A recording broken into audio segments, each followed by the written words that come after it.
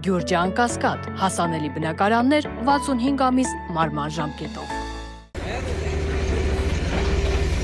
Հունիսի 11-ին վաղարավոտյան պայթյուն է տեղի ունեցել Ճամբարակ քաղաքի շենքերից մեկում։ Գագիկ Շամշյանի հաղորդմամբ 3 զոհ կա, 10 հոգի հոսպիտալացվել է, եւս 2-ը անհետ կորած են համարվում։ Նրանց որոնում են։ Նախնական տեղեկություններով բնակարաններից մեկում գազ է պայթել։ Մի քանի բնակարաններ են փլուզվել։ Տեղում աշխատում են փրկարարներն ու պարեկները։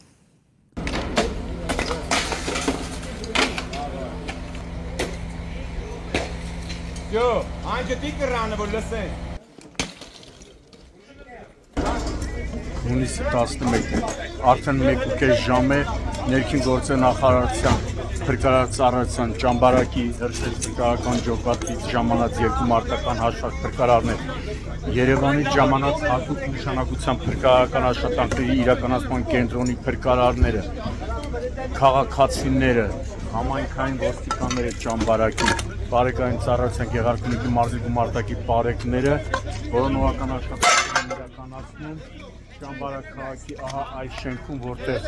ժամեր առաջ տեղի ունեցել պայթյուն փլուզում։ Վարչապետ Նիկոլ Փաշինյանը Facebook-ում կոչ է արել Մայրաթոր Սուրբ Էջմիածնին պարզաբանել ըստ հայաստանյաց առաքելական Սուրբ եկեղեցու կանոնների ինչ հետևանքներ են լինում, երբ կուսակրոն հոգևորականը խախտում է կուսակրոնության ուխտը եւ ունենում է զավակ։ Ամենայն հայոց կաթողիկոս Գարեգին II-ին Զվարթնոց օդանավակայանում դիմավորել են ծափերով ու վեհափառ վանկարկելով։ Եկեղեցու դեմ սկսված արշավի ֆոնին հարյուրավոր մարդիկ հավաքվել են օդանավակայանում իրենց աջակցությունը հայտնելու ամենայն հայոց կաթողիկոսին, որը վերադարձել է Արաբական Միացյալ Էմիրություններից։ Ինչ վերաբերում է ավելի վաղ եկեղեցու հասցեին հնչած հայտարարություններին, կաթողիկոսը հայտարարեց, որ Գերագույն հոգևոր խորհրդի հայտարարությամբ ամեն ինչ ասված է։ Գարեգին II-ը տերունական աղոթք հնչեցրեց հենց օդանավակայանի ելքի մոտ եւ շնորհակալություն հայտնեց հավաքվածներին։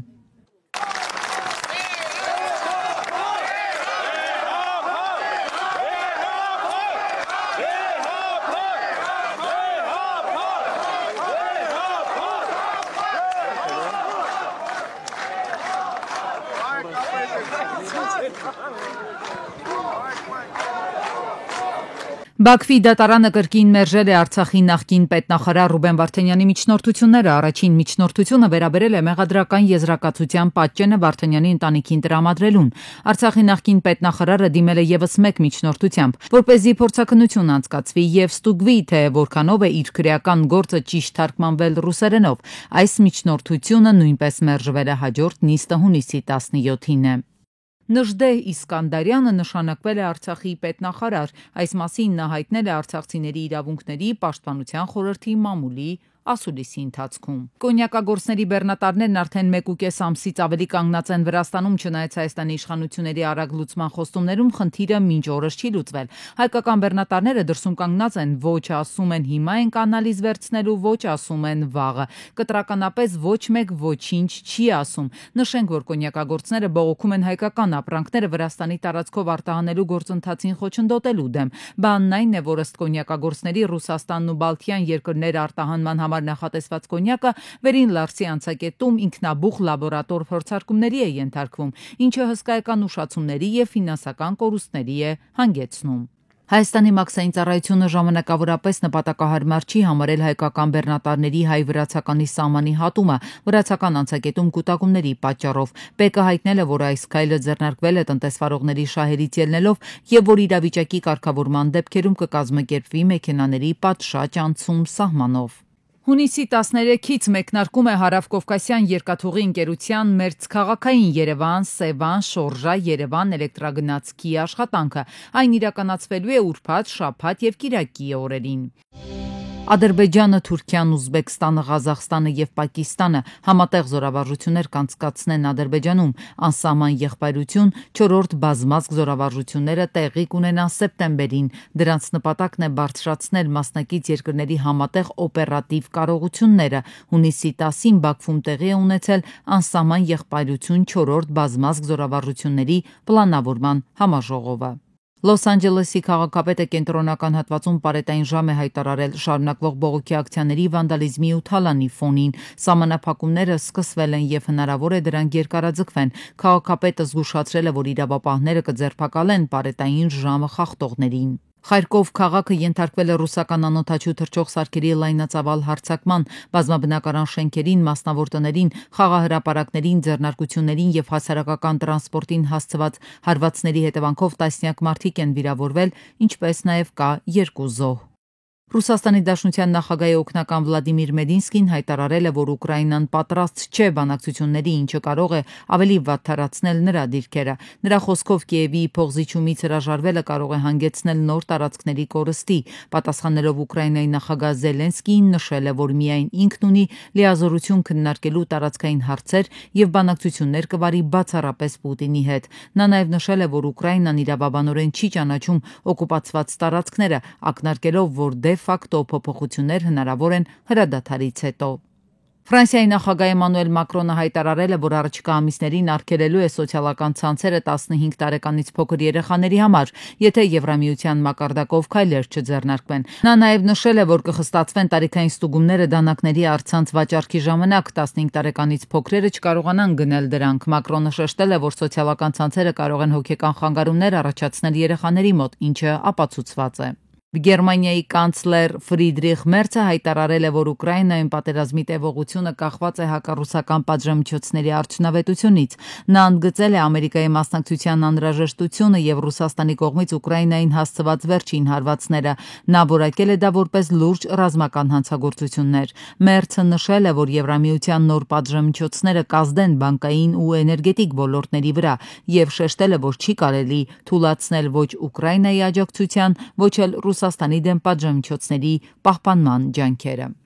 Հյուսիսային Իռլանդիայում ներգաղթյալների դեմ անկարգություններ են սկսվել 2 ռումինացու կողմից երեխայի բռնաբարությունից հետո։ Բռնաբարողները 14 տարեկան 2 դեռահասներ են, որոնք ձերբակալվել են։ Մոտ 3000 մարդ դուրս է եկել քաղաքի փողոցներ։ Բռնաբարության ենթադրյալ վայրի մոտ տեղի ունեցած ցույցը ի վերջո վերածվել է ոստիկանության հետ բախումների, երբ ցուցարարները սկսել են քարեր ու ապակե շշեր նետել իրավապահ մարմինների աշխատակիցների վրա։ Ձերբակալվածները դատարանում հերքել են մեղադրանքը։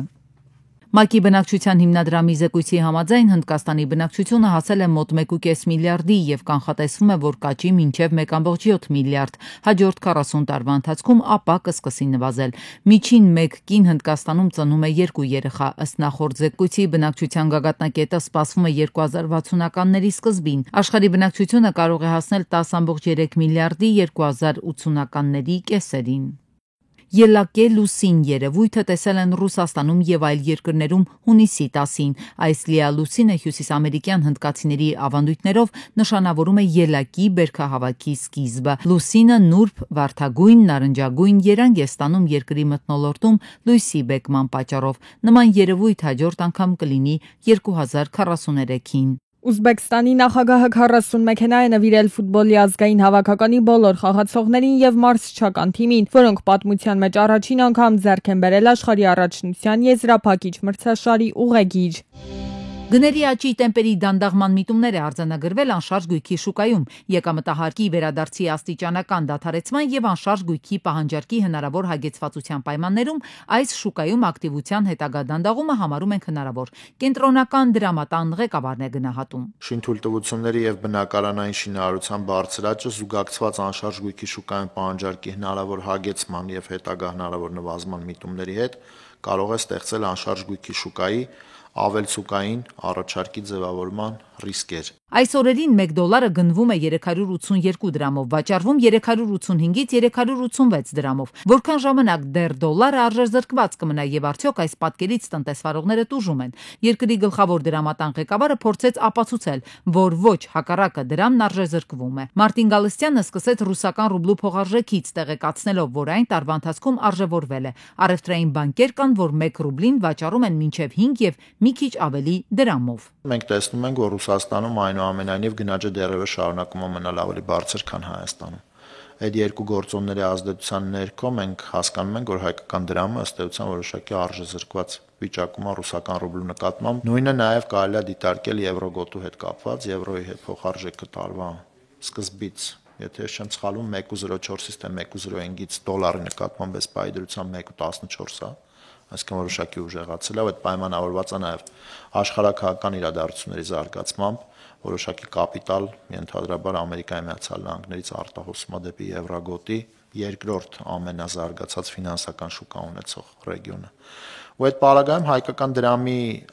թվացյալ ամերիկյան դոլարի նկատմամբ նոմինալ փոխարժեքի անփոփոխ մակարդակը չի արտացոլում այն ամբողջական պատկերը, որը որ մենք ունենք։ Ռեալ էֆեկտիվ փոխարժեքի տեսանկյունից հայկական դրամը արժեզրկվել է։ Եվ կենտրոնական բանկի նախագահը հաստատեց, եւ այո, 3 ամսվա ընթացքում հարյուրավոր քաղաքացիների բանկային հաշիվներից գողություններ են կատարվել։ Ուսումնասիրությունները ցույց են տվել, որ այս դեպքերում ճնշող մեծամասնությունը կամ դարձել է խաբեության զոհ, կամ ինքնակամ տրամադրել է գաղտնի կոդերը։ Խաբեության հիմա նոր տեսակ կա, զանգահարում են, օրինակ, ասում են բջջային օպերատորների մատակարարող ընկերությունից է, որևէ մեկից, մենք ուզում ենք կարգաբերել ձեր 5G ցանցը, խնդրում ենք հիմա մի հատ հաղորդագրություն կգա ձեր հեռախոսի վրա, որպեսզի դուք արագ ավելի ինտերնետ ունենաք, խնդրում ենք սեղմեք դրա վրա, սեղմում են, հետո դրա միջոցով կոդն են վերցնում, կոդի միջոցով մուտք են գործում իրանց բանկային ծառայությունների application-ները, հավելվածները, ուտեղ արդեն ոչ մեկ չի կարող կանխարգելել որևէ բան։ Բանկային ոլորտում տեղի ունեցած խարդախությունների, ֆիշինգի բոլոր դեպքերն ըստ Մարտին Գալստյանի ուսումնասիրվել են, եւ եթե բանկի մեղավորությունն է եղել, ապա գլխավոր դրամատան ղեկավարի պնդմամբ քաղաքացիներից գողացված գումարը բանկերը միանգամից վերադարձրել են։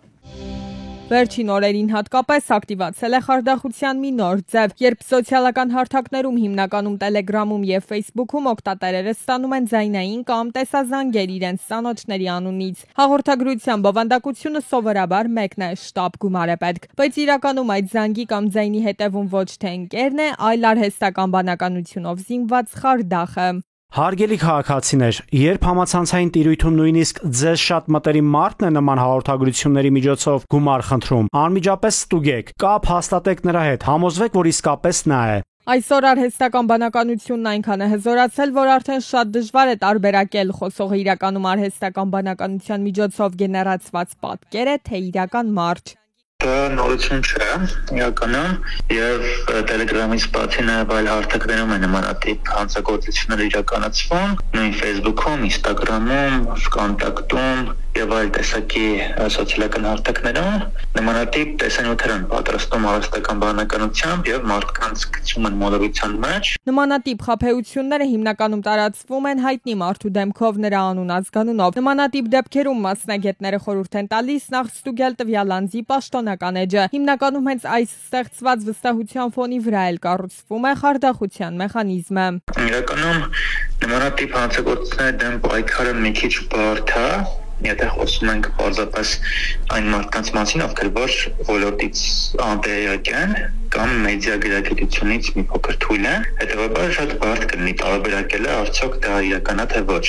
Արհեստական բանականությունն այսօր հասել է այն մակարդակին, որ կարողանում է իրականությունից չտարբերվող պատկերներ գեներացնել եւ ցավոք այս տեխնոլոգիական զարգացումից առավել հաճախ օգտվում են խարդախները։ Այս բանականությամբ պատրաստված ձայնը կամ պատկերը կարող են օգտագործվել ոչ միայն գումար շորթելու, այլև տեղեկատվական մանիպուլյացիայի նպատակով։ Մասնագետների միակ խորհուրդն այս պարագայում մեդիագրագետ լինելն է։ Իրականում ապշած եմ,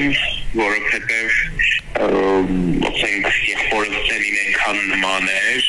որ իրոք հիմա որ նայում եմ դժվար է տարբերեի, այդ գումարը որ փոխանցեցի, հետո ախորից որ խոսացի, զարմացած եմ։ Եթե որ մեկի անունով կամ ինչ-որ մեկի դեմքով ստեղծում են տեսանյութ, ու այդ մարդը իմանում է դրա մասին, շատ ցանկալի է, որ ինքը առաջինը հայտնի, որ դա խաբեություն է։ Այսինքն մարդիկ իմանան, որ դա խաբեություն է, եւ չտրվեն այդ տեսանյութի կողմից հոգեբանական ազդեցությանը։ Սրանք ակնհայտ կիբերհանցագործություններ, դրամաշորթություններ են, եւ թվային խարդախության դեմ ամենաարդյունավետ զենքը մեդիագրագիտությունն ու զգոնությունն է, պնդում են մասնագետները, ասում են, եթե տեղեկացված ես, պաշտպանված ես։